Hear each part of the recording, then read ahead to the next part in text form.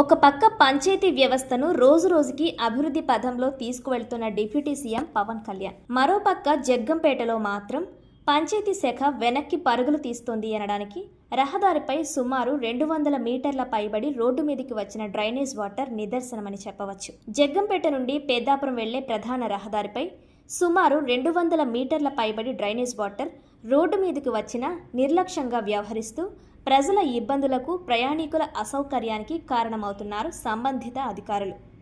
ఇప్పటికైనా అధికారులు చొరవ తీసుకొని డ్రైనేజ్ సమస్యలను పరిష్కరించాలని, ఇటువంటి సమస్యలు పునరావృతం కాకుండా చూడాలని స్థానికులు కోరుతున్నారు.